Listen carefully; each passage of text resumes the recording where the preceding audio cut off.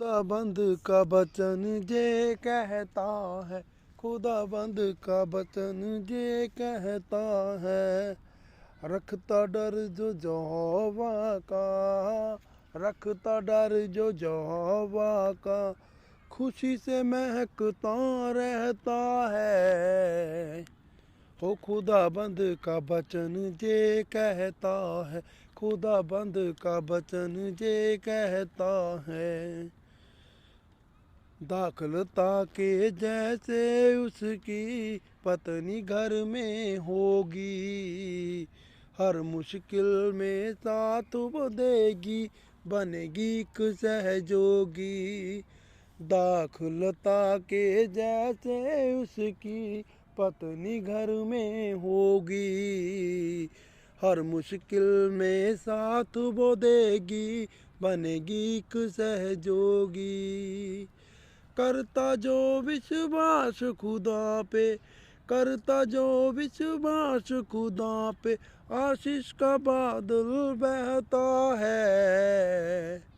हो खुदाबंद का वचन जे कहता है, खुदाबंद का वचन जे कहता है, रखता डर जो यहोवा का, रखता डर जो यहोवा का, खुशी से महकता रहता है। हो खुदाबंद का वचन जे कहता है। पाक खुदाबंद की कृपा से बच्चे उसे मिलेंगे, घर में चारों ओर मेज के खुशियों से खिलेंगे। पाक खुदाबंद की कृपा से बच्चे उसे मिलेंगे, घर में चारों ओर मेज के खुशियों से खिलेंगे। उसका हर दुख दूर करेगा, उसका हर दुख दूर करेगा, दो दुख खुदाबंद में सहता है। खुदाबंद का वचन जे कहता है, खुदाबंद का वचन जे कहता है, रखता डर जो यहोवा का, रखता डर जो यहोवा का, खुशी से महकता रहता है। हो खुदाबंद का वचन जे कहता है। लंबी उम्र जिएगा जीवन, पुत पौतरे देखेगा, जीवन भर मेहनत की कमाई में बरकत का सुख सेखेगा। लंबी उम्र जिएगा जीवन, पुत पौतरे देखेगा, जीवन भर मेहनत की कमाई में बरकत का सुख सेखेगा।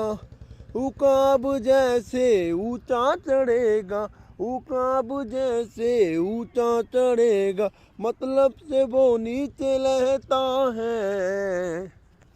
हो खुदाबंद का वचन जे कहता है, खुदाबंद का वचन जे कहता है, रखता डर जो यहोवा का, रखता डर जो यहोवा का, खुशी से महकता रहता है। हो खुदाबंद का वचन जे कहता है, खुदाबंद का वचन जे कहता है। सभी मेरे भाई बहनों को जय मसीह की। मैं आपका भाई विक्रम प्रभु यीशु मसीह में, प्रभु यीशु मसीह की पवित्र लहू से शुद्ध करके बुलाया गया हूँ।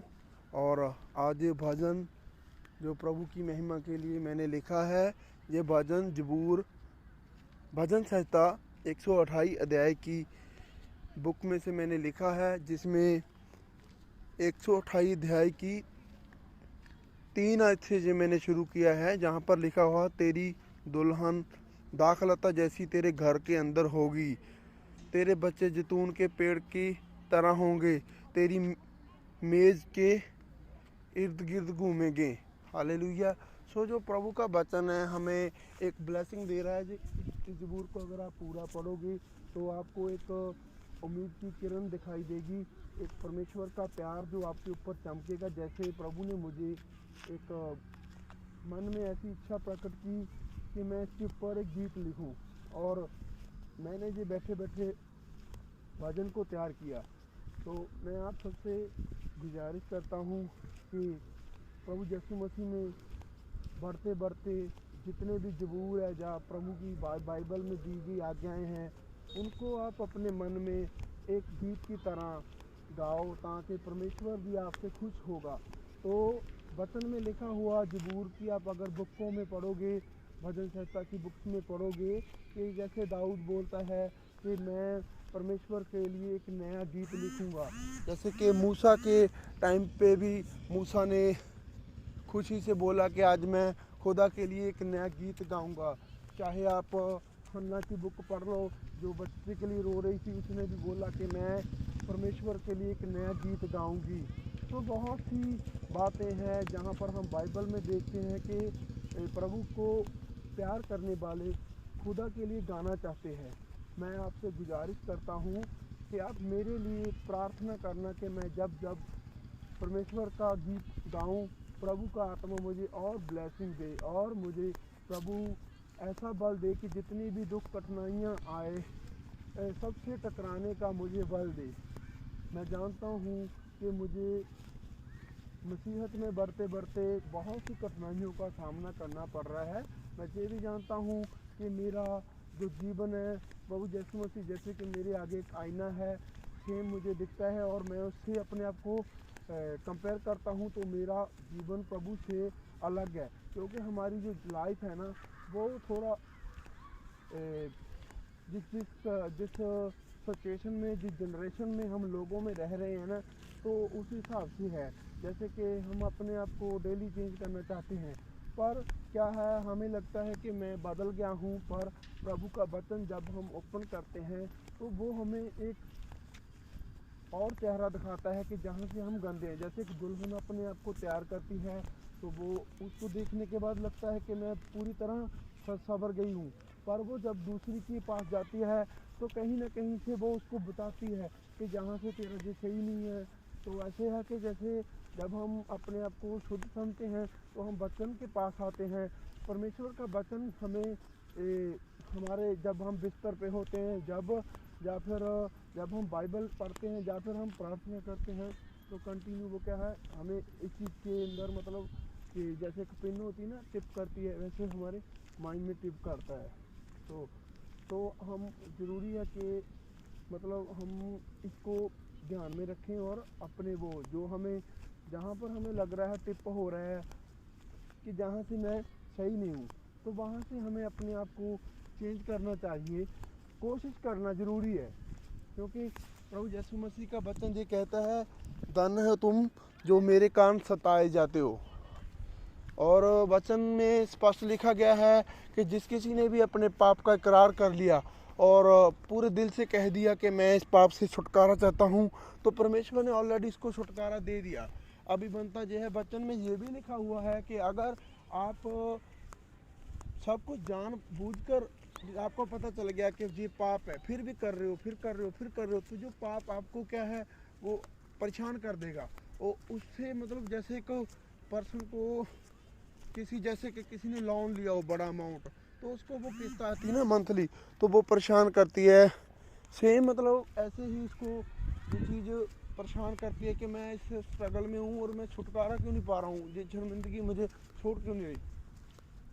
अभी मैं आपको बताना चाहता हूँ, जो प्रभु से प्यार करते हैं ना, तो उसके लिए ये एक जो मैंने आपको बताया ना कि किस्त के बराबर, जैसे लोन का अमाउंट है, और हमें क्या है, हमारी आमदनी कम है पर अमाउंट ज़्यादा आ रहा है और हमें खर्चे परेशान कर रहे हैं। सेम ये भी हमारा जो जीवन है वो गंदा है, पर प्रभु का वचन बोल रहा है कि अशुद्ध लोगों को मैं पसंद नहीं करता। और प्रकाश की बुक में भी लिखा गया है कि जो भी घिनौने काम कर रहा है, गंदे काम कर रहा है, उसके लिए आग की झील है जिसमें वो उस शैतान के साथ गिराया जाएगा, है ना।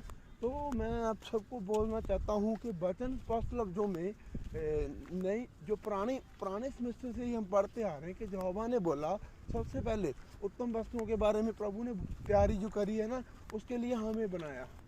तो परमेश्वर का वचन ये बोलता है स्पष्ट लफ्जों में कि मैंने अपने सर्वरूप तेरी सृष्टि करी है, तेरी रचना करी है। तो प्रभु ने हमें अपने सर्वरूप रचा है। तो हमें वो अपने आप में दिखते, जैसे कि जो आम का पेड़ है उसको आम ही लगेंगे, संतरा नहीं लगेगा। तो ऐसा हो चुका है हमारे साथ। हम परमेश्वर के आम के पेड़ की तरह मीठे फल देने वाले हैं, पर हम क्या है, संतरा दे रहे हैं। हम लोग आम का पेड़ होकर भी हमारे फल पकते हैं, पर हम संतरे जैसे खट्टे फल दे रहे हैं या खट्टा आम दे रहे हैं। क्या है, हमारा जीवन प्रभु से चेंज अलग से जगह पे हो चुका, क्योंकि जो जिस जनरेशन में हम रह रहे हैं उसमें हमें रहते हुए भी अपने पापों का परमेश्वर के आगे इकरार करते करते डेली हमें चेंज होना चाहिए, ज़रूरी है। और मैं तो प्रभु का धन्यवादी हूँ, इसलिए कि परमेश्वर का शुक्र करता हूँ कि जिसने मुझे अपने वचन के बारे में सुनाया और मुझे एहसास हुआ कि सचमुच प्रभु यीशु मसीह के अलावा कोई खुदा नहीं है। और मैं तो अपने जीवन में यही बोलता हूँ कि परमेश्वर तेरे बिना कोई खुदा नहीं है, और मैं तेरे अलावा किसी और के आगे अपना सर भी नहीं झुकाता, और ना मैं किसी से मांगता हूँ। और दूसरी बात, ये ज़रूरी नहीं मैं कि बोल रहा हूँ कि मैं प्रभु के अलावा किसी से मांगता नहीं हूँ, क्योंकि मुझे पता है देने वाला कोई है ही नहीं और कोई परमेश्वर ही नहीं है। मुझे ये भी पता है कि जो अन्य जाति लोग हैं वो भी अपनी ब्लेसिंग से मुझे कई बार बताते हैं कि मैं इस जगह से ऐसे ब्लेस हुआ, इस जगह से ऐसे ब्लेस हुआ। तो दिल में आता है कि इनको ब्लेसिंग तो मिल रही है, पर ये खुदा तो दे नहीं रहा, इनको ब्लेसिंग्स कैसे मिल रही है? क्योंकि खुदा ने बोला हुआ है कि मेरे बिना कोई और खुदा है ही नहीं। और अगर आप बुक पढ़ोगे यशायाह नबी की, तो जहाँ पर लिखा हुआ है कि ये लोग है जो ना पत्थर की मूर्तियाँ बना रहे हैं, जो इन्होंने मूर्ति एक इंसान उसको बना रहा है और उसके कान आँख सब लगा रहा है, जो कि क्या परमेश्वर की रचना इंसान कर सकता है? जिस परमेश्वर ने हमारी रचना करी कि हम उसकी रचना कर सकते हैं। और दूसरा स्पष्ट प्रभु ने बोला हुआ है कि जो मूर्तियाँ हैं वो ना तो देखती है, ना सूंघती है, ना सुनती है, क्योंकि उनके अंदर भावनाएं नहीं है।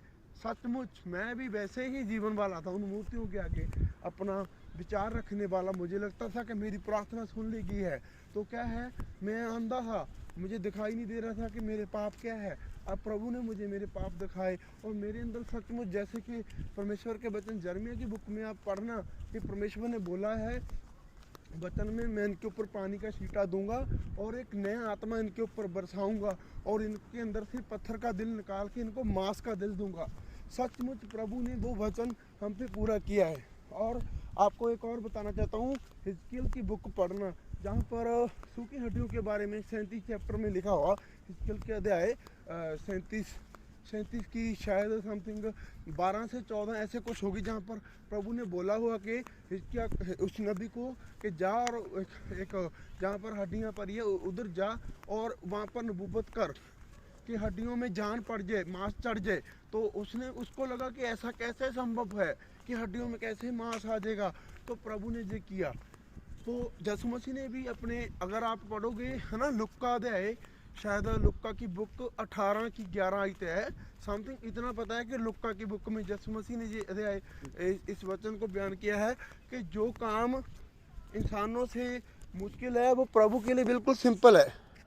सो मैं आपको बिल्कुल जैसे कि बोलते हैं ना टिप पॉइंट से बिल्कुल बताना चाहता हूँ। ये आयत बहुत ही ज़्यादा ज़रूरी है। तो मुझे अभी याद नहीं आ रहा कौन सी में है।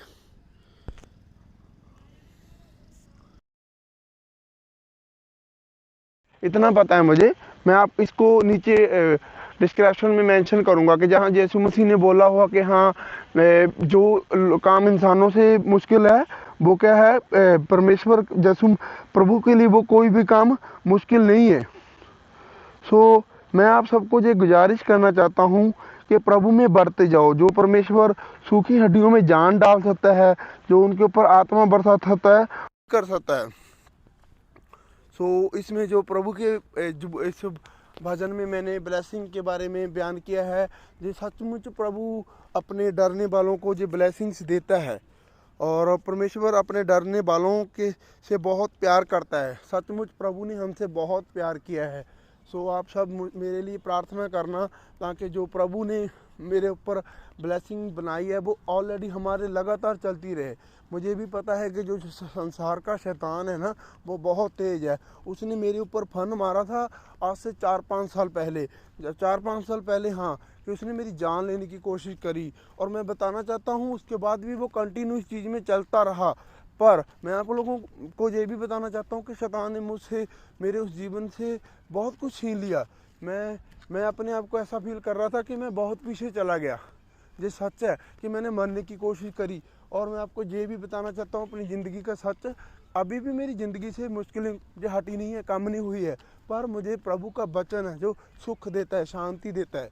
और मैं आपको बताना चाहता हूँ कि जो शैतान है ना, जिसने हमसे वो छीना है, और मैं आपको ये वर्ड आज जो बोल रहा हूँ ना, ये मुझे पता है इसी जो रिकॉर्डिंग को मैं एक दिन आपके सभी के सामने भाइयों बहनों के रखूँगा कि एक दिन आएगा जिस दिन मैं शैतान से आमने सामने फाइट करूँगा और उसको मैं अपने पैरों के नीचे सचमुच में कुचलूँगा।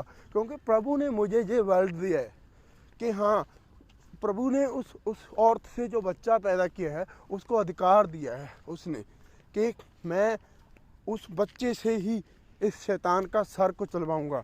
और हम उसी से हैं, यीशु मसीह से हैं हम, जो उसके चेस्ट से खून निकला है ना, हम उससे निकले हुए हैं, यीशु के लहू से शुद्ध करके। और प्रभु आप सभी को ब्लेस करे। आप मेरे लिए प्रार्थना करते रहना कि मुझे मेरी लाइफ में जो प्रभु ने खुशी दी है ऐसे ही मैं भरता जाऊं इस खुशी में। और मैं भी आपके लिए, सभी के लिए दुआएं प्रार्थना करता रहूँगा कि आपको कभी भी परमेश्वर किसी तरह की भी दुख परेशानी ना आने दे। और परमेश्वर सचमुच वचन से जो कहता है कि तेरी पत्नी दाखलता जैसे तेरे घर के इधर गुर्द तेरे आगे पीछे होगी, सचमुच प्रभु ने जो वचन मेरी लाइफ में पूरा किया। प्रभु का थैंक्स। अभी जो अगली वाली आयत है प्रभु जल्दी जल्दी मेरे जीवन में पूरी करने वाला है। सो हालेलुया। सभी को जय मसीह की। Praise the Lord.